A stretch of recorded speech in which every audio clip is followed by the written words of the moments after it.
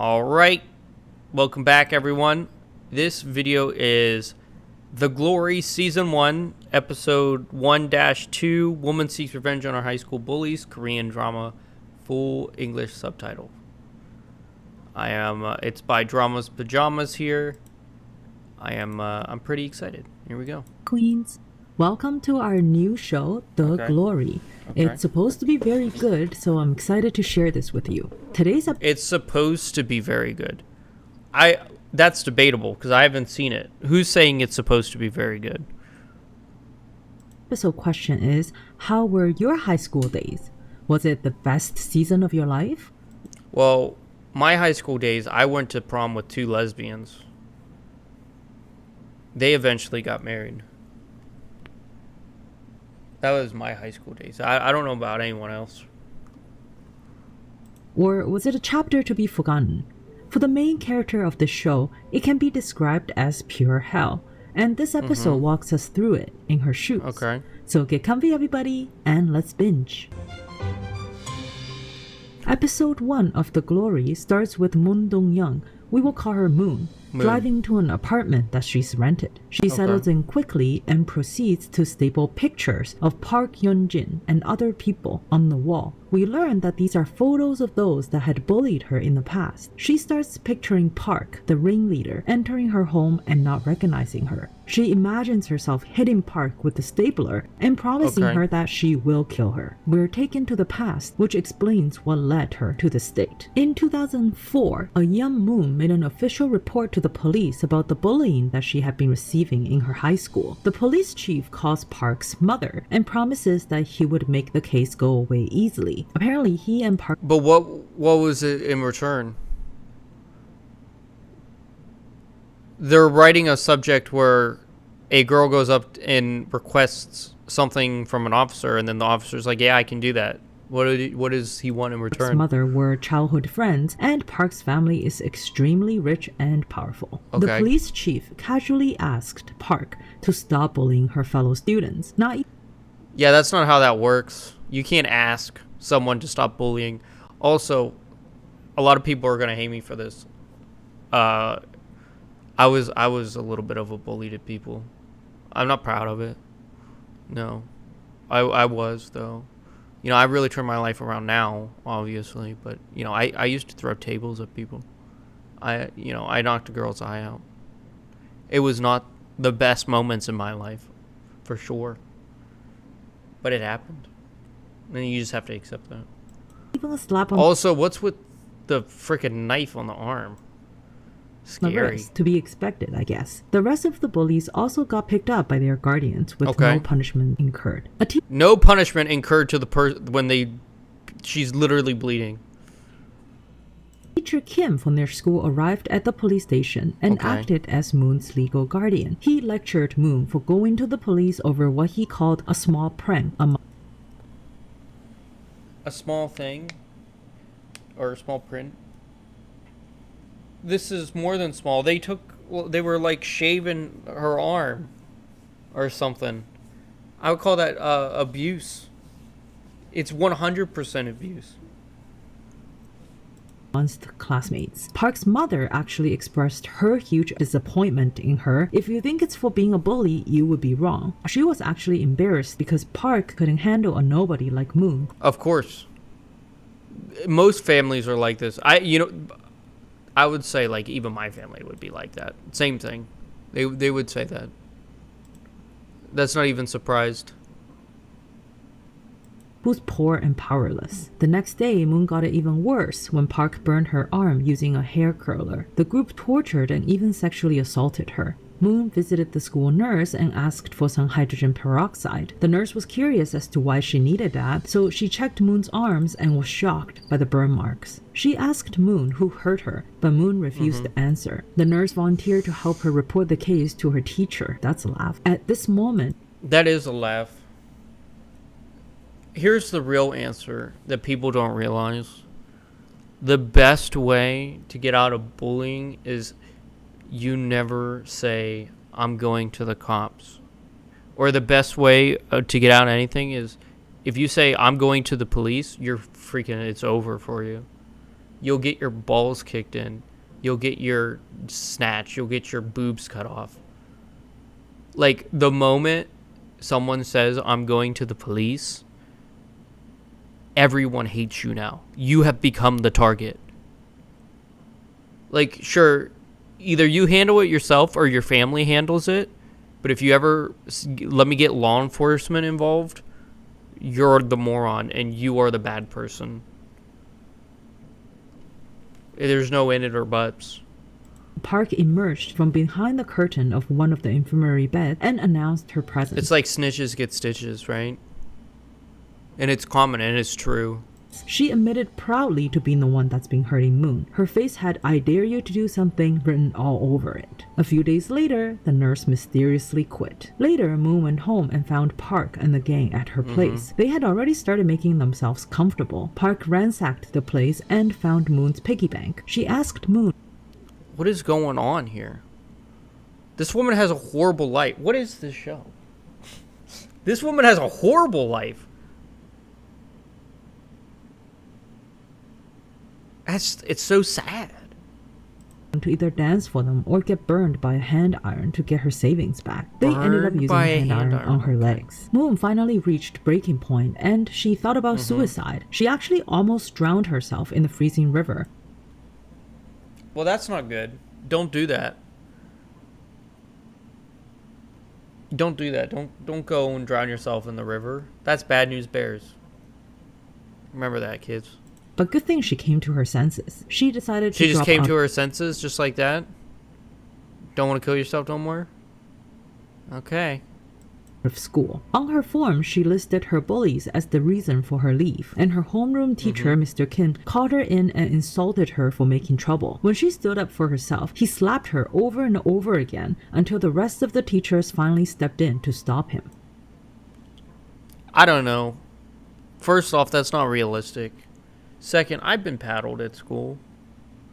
It ain't that bad. Like, I know technically it's illegal now, and they don't do it, but, like, I turned out fine. I'm not traumatized by it or nothing. That's just wild. Elsewhere, Moon's mom, who was working at a rundown salon, got a call about her daughter. She went to a meeting with Park's mom, who gave her money as a settlement. She agreed to sign papers, citing Moon's reason for dropping out as maladjustment. Moon found out about the payout and the betrayal the next morning, get this, when her mom moved out of their house without telling her. So she got several small-paying jobs to survive, and she contemplated suicide again. Man, I don't blame her. What is this, man? What am I watching? Why is it so sad? Like, this brings, like, a tear to your eye.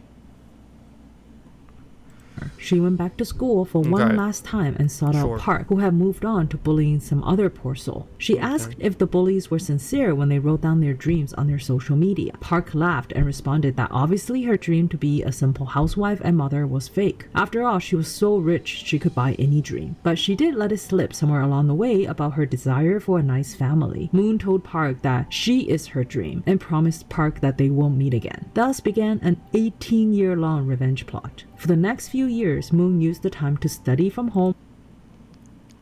18 years hating someone is a long time. Hating someone for 18 years gets you like how much drama do you have to go through? How much pain do you have to go through to have 18 years of suffering? Like, that's crazy. While also working multiple jobs to support herself. She was able to graduate high school and join a college majoring in education. Elsewhere, the bullies' lives also continue on their track, especially Park. She's seen on social media living a glamorous life. Under the surface, though, her personality is still toxic. Dude, Koreans, like Korean girls, it's not even close. Like, you look at one of them and you look at some of the other, how do I describe this? I want to be relatable. Korean girls are pretty beautiful, is what I was trying to say without going into rude. It's like it's pretty night and day. But I also heard like it's because of a lot of plastic surgery that happens in Korea, but that's not even the case. It's that they're just pretty good looking in general. And They're her fair. lifestyle is quite repulsive. For example, the day before her wedding, she was still having an affair with her old classmate Jung. In present think all time, Moon Koreans makes her are pretty first good looking. contact with Park's little daughter. We'll call her Little Park, and tells her the Little story Park. of how she knows her mom. This show is off to a dark but promising start. Bullying is such a heavy subject, and this episode contains a lot of triggering. Bullying is a real problem in Asian in Eastern countries. Because here in the States, like, it is as simple as, like, don't be a pussy type of thing, and you'll handle it. And if you can't, you go to a support group, or you have your friend handle it. But over there, it's, like, so much worse. It's, like, crazy. It's not even comparable. It's, like, night and day. Like, I'm sure bullying is kind of bad here, but it's not even close. They take it way more seriously over there. Scenes. Revenge seems to be the theme of this show, and she's been plotting for It is what? It's way worse over there? You're agreeing with my statement? Is that what you're saying?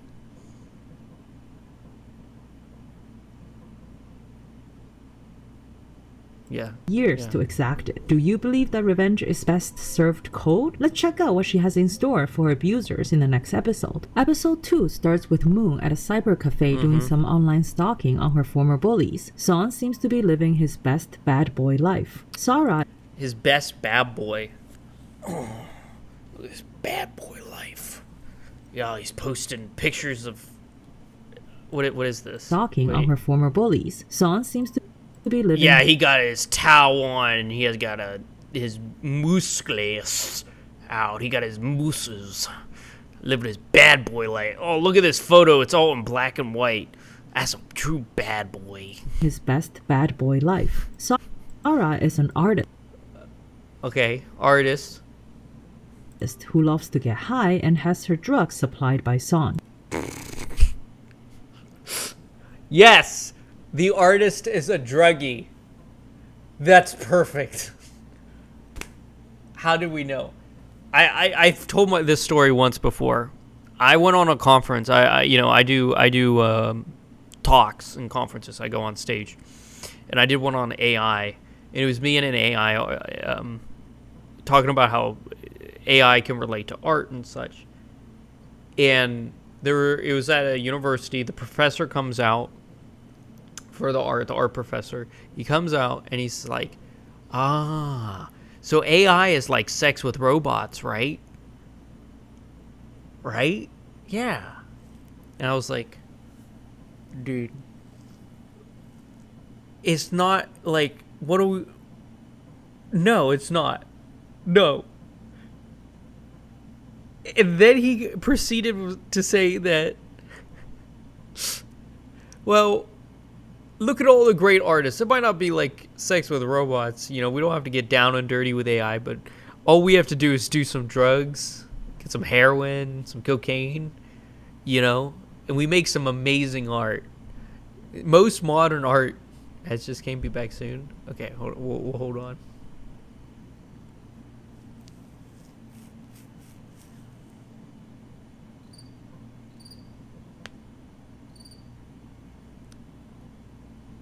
Or waiting.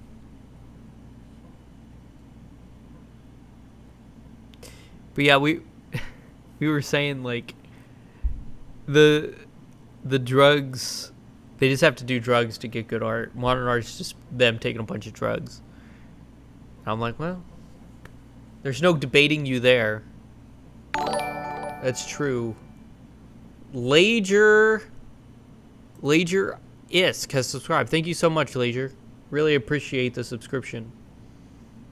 Love to see it. Love to see it. Thank you so much.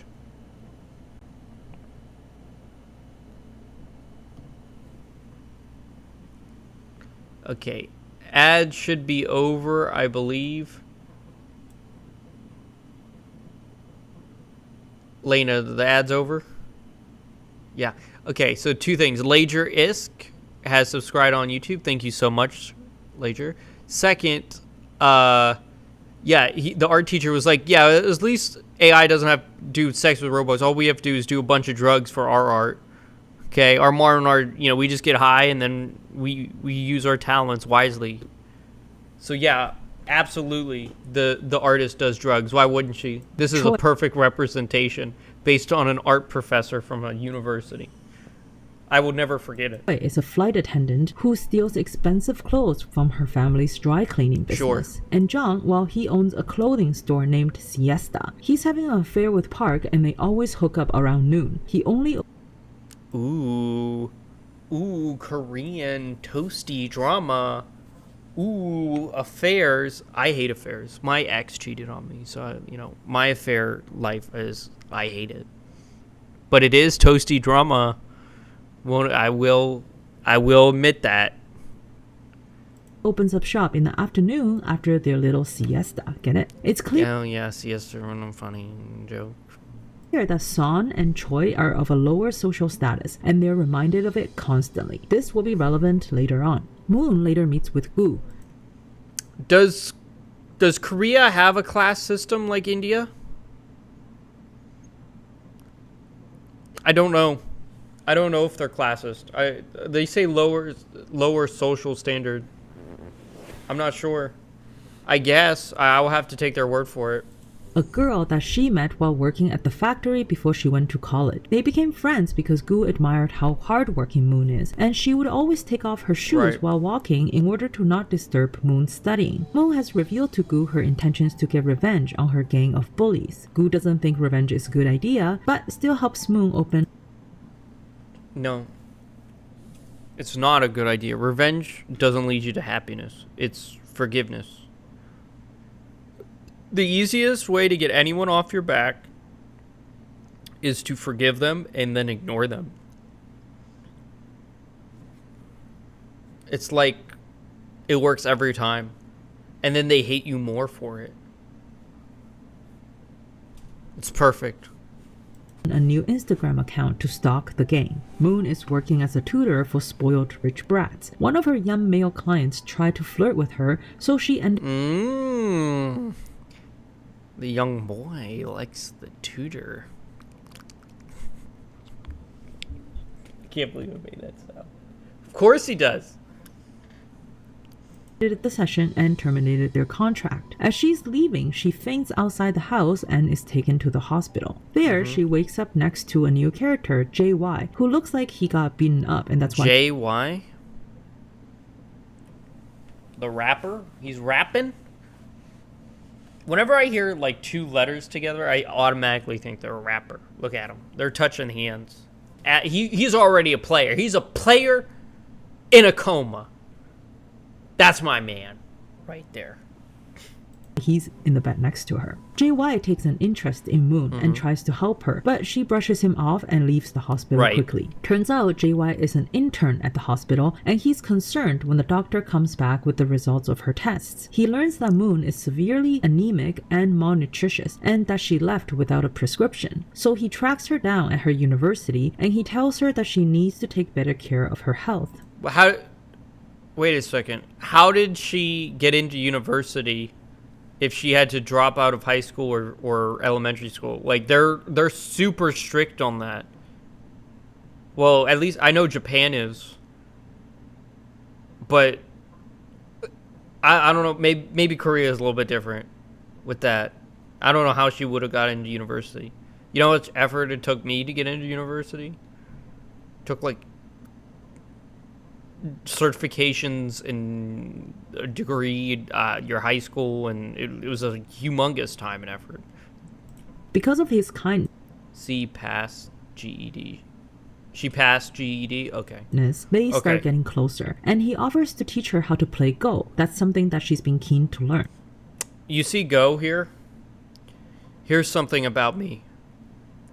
I made an AI that literally plays Go against a human being. I made Go the AI.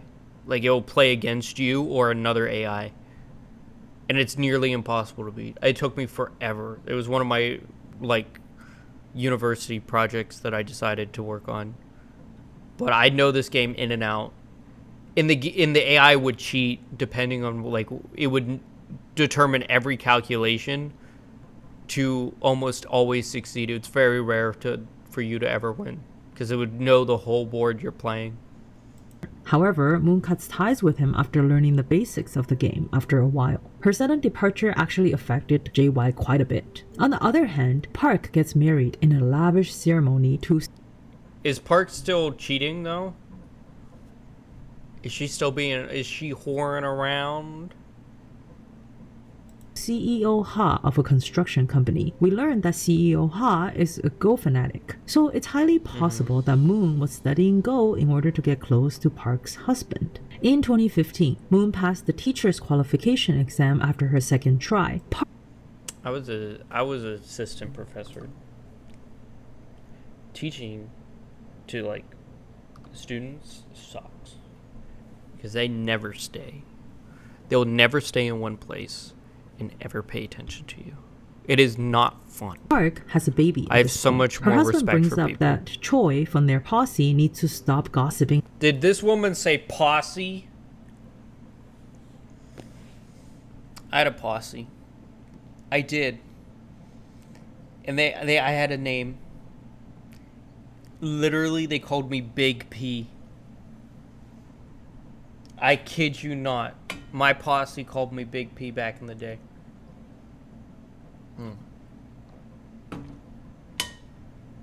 That's a good posse. About Park's past, and Park promises to handle it.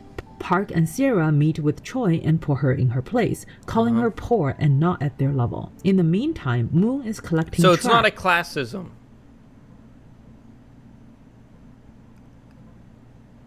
It's a monetarily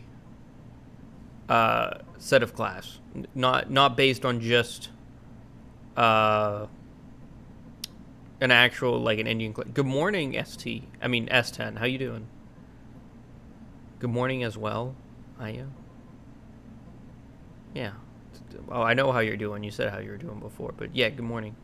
From her enemies, and she comes across a very interesting revelation. In the present, she pretends to run into Song while shopping at the Siesta store. Dazzled by her newfound beauty, he offers to buy... Newfound beauty? Are you considering this beautiful?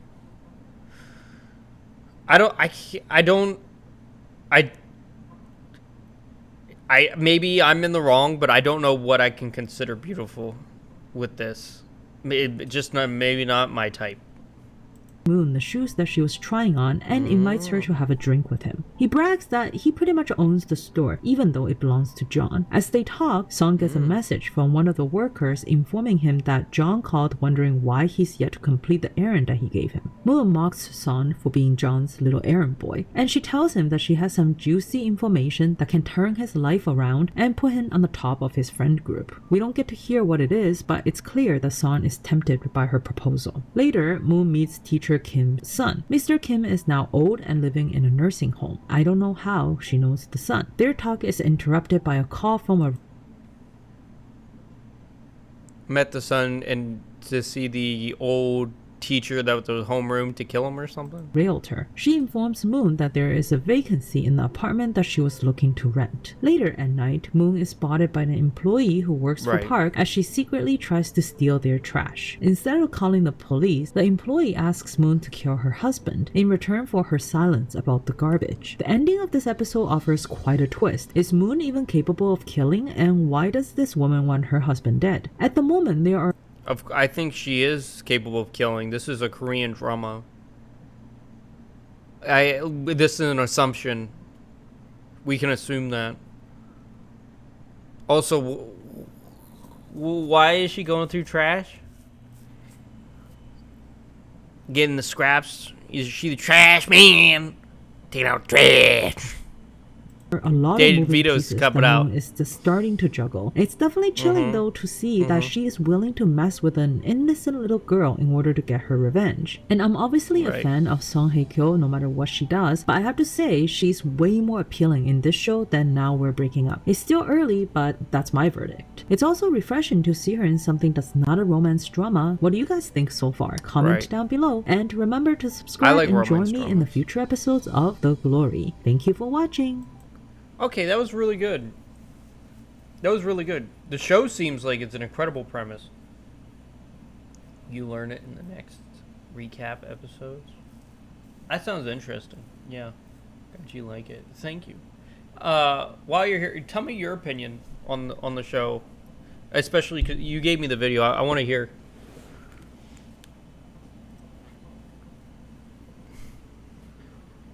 So, like, your words are going to be posted on the video too, obviously. Like, what got you into this show? Give me a sec. Okay, I'll give you a sec. Yeah. I'm interested in two topics: what you thought of the show that you gave me a review for, and what did you think of what got you into it? Like, why did you start watching it in the first place?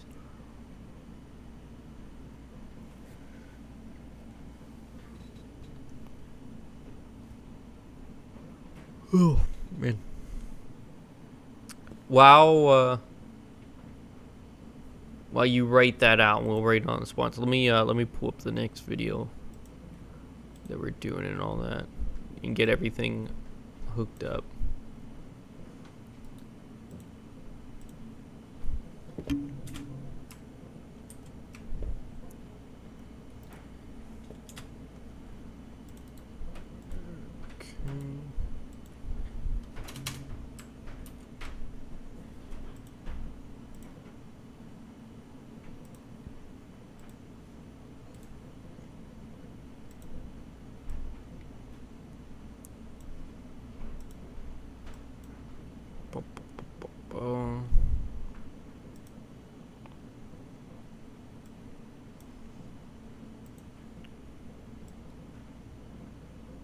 What is your biggest tip for streaming?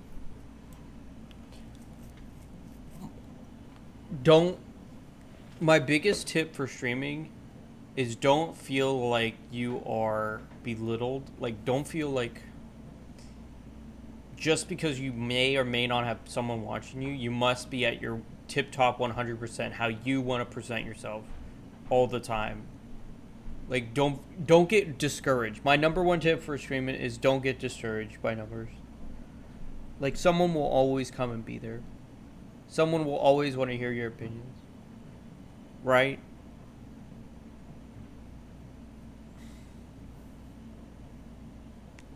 I got into it because there's a lot of plot twists in the show, and Revenge Plan is different than most. That seems interesting. Okay. So that's a good answer to why you got into it. Then now tell me, like,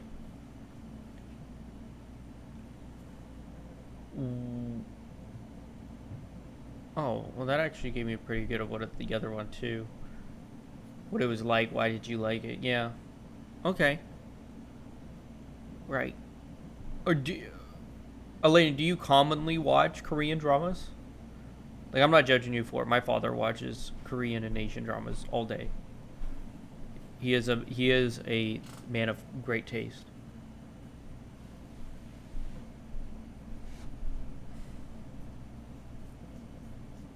I'm just interested.